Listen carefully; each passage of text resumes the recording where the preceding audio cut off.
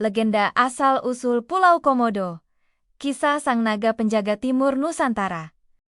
Dahulu kala, jauh sebelum manusia mengenal peta dan kapal layar, di kawasan timur Nusantara, terdapat sebuah kerajaan kecil bernama Kerajaan Manggarai. Kerajaan ini terkenal akan keindahan alamnya, pantai berpasir putih, hutan rimba yang lebat, dan laut biru yang jernih, penuh ikan-ikan warna-warni. Raja yang memerintah saat itu dikenal bijaksana dan disegani. Ia memiliki seorang putra tampan bernama Raden Najo, yang dikenal pemberani dan senang berpetualang di hutan serta laut. Suatu hari, ketika sedang berburu rusa di tepi hutan dekat pantai, Raden Najo bertemu seorang gadis cantik misterius. Rambutnya hitam panjang, matanya lembut bagaikan sinar bulan, dan kulitnya bersih seperti mutiara laut. Namanya adalah Putri Naga Loro, seorang perempuan yang diakini berasal dari dunia laut, keturunan makhluk penjaga samudra.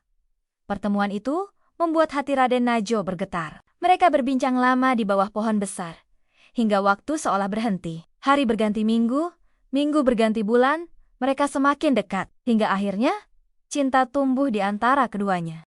Namun cinta mereka tidak mudah diterima oleh istana. Raja menolak pernikahan itu karena asal-usul Naga Loro yang misterius. Ia bukan manusia sepenuhnya.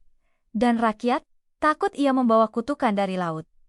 Meski begitu, Raden Najo tak peduli. Dengan tekad yang kuat, ia menikahi Putri Naga Loro secara sederhana di bawah sinar rembulan di pantai tempat mereka pertama kali bertemu. Pernikahan itu sakral dan penuh cinta. Mereka hidup bahagia di sebuah rumah kecil di tepi hutan dekat pantai. Setiap hari, Raden Najo berburu dan memancing, sementara Naga Loro menenun kain dan menjaga rumah mereka.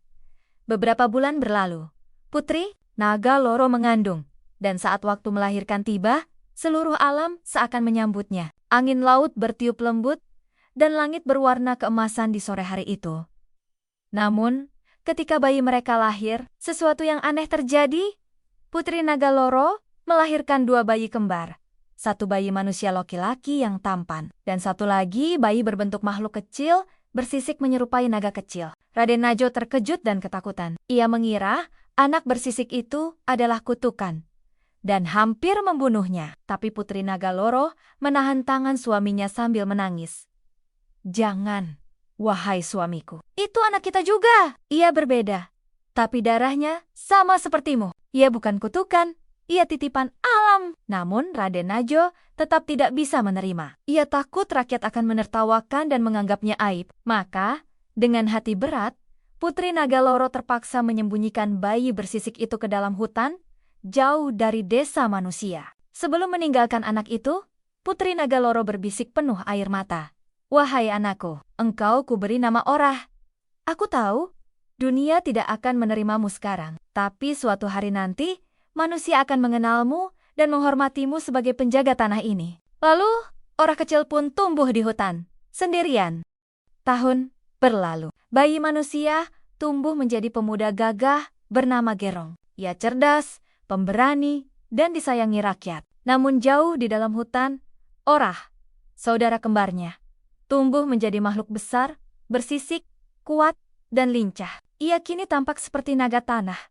Dengan lidah menjulur panjang dan mata tajam berkilau emas, Orah hidup damai. Berburu rusa dan babi hutan untuk makan, tapi tidak pernah mendekati desa manusia. Suatu hari, ketika Gerong dewasa, ia pergi berburu bersama teman-temannya di hutan. Mereka menemukan jejak kaki besar di tanah. "Jejak apa ini?" tanya Gerong heran. "Itu pasti binatang buas. Kita harus memburunya sebelum menyerang desa," kata salah satu pemburu.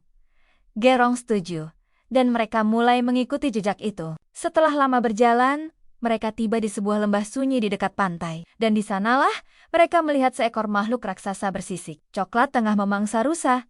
Gerong langsung membidik dengan tombaknya. Namun sebelum dilempar, makhluk itu menoleh dan menatapnya dengan mata yang sangat mirip dengan mata ibunya, lembut dan penuh arti. Gerong terdiam. Ia merasa aneh, ada perasaan aneh di dadanya.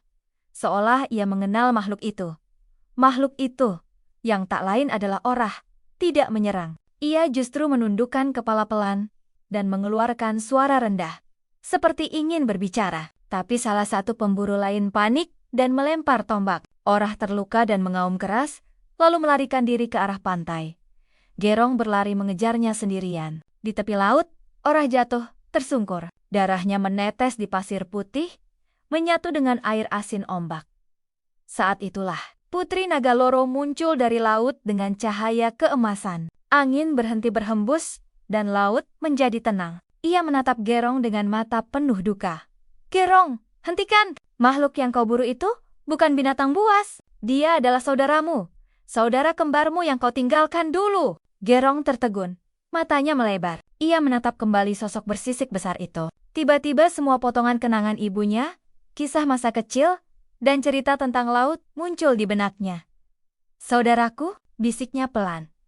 Putri Nagaloro mengangguk sambil menangis. "Aku menyembunyikan kebenaran ini darimu agar kau hidup damai di dunia manusia. Tapi sekarang, kau telah menemukan darah dagingmu sendiri." Gerong berlutut di samping Orah, memeluk leher saudaranya yang bersisik. Air matanya jatuh, membasahi kepala Orah.